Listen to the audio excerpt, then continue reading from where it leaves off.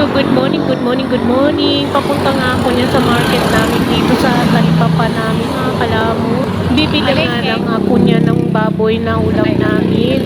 Bibili nga ako ng meat na stock namin. O yan nga guys, kumakain na nga ako dyan ng tricycle. Sabi ko nga dyan kay kuya, palengke nga lang ako kuya. So ayan, todo video na nga ang person. And guys, hindi ko alam kung saan banda yan. Pero alam ko pauwi na ako ng mga time na yan. Gusto ko nga yan dyan guys, sa mga dumadaan, mga sasakyan. Wala guys, papunta pa lang ako sa palengke niyan. Patawid nga tayo niyan. Sorry naman at nagkamali tayo. Char! Nandito na nga ako sa tapat ng palengke namin sa talipapa, mga kalamon. Ako dyan nagsasalita, mga kalamon, dahil nahihiya nga ako sa madlang people. Lagyan ko na lang to ng boses ko pag uwi ko ng bahay. Kaya ayan, ginawa ko ng voice over sa minute kasi gusto kong marinig nyo ang background namin dyan. Alam nyo na nasa palengke nga ang patay guto. Hindi nga ako nang lalamunin natin dyan. Yung mga time na yan, pauwi na nga ako ng bahay niya. Akarni lang talaga ang tuyo ko dyan sa palengke. Pinokos ko nga yan dyan guys. Papunta nga yan San Mateo yan. Yung pinokos ko na yan na parang mundo.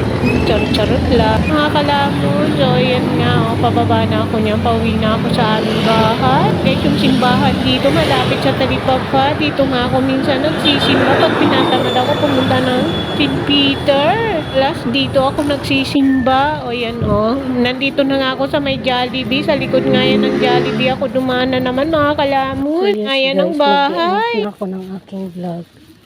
Ayan, mag-end na tayo. So, ayan, maraming salamat. Bye-bye mga kalamon at kapatay guto, Madam People. Bye! Bye-bye mga kalamon at kapatay guto. Maraming salamat. Sa Nick Vlog nga tayo magkita-kita. Bye! I love you all and thank you very much.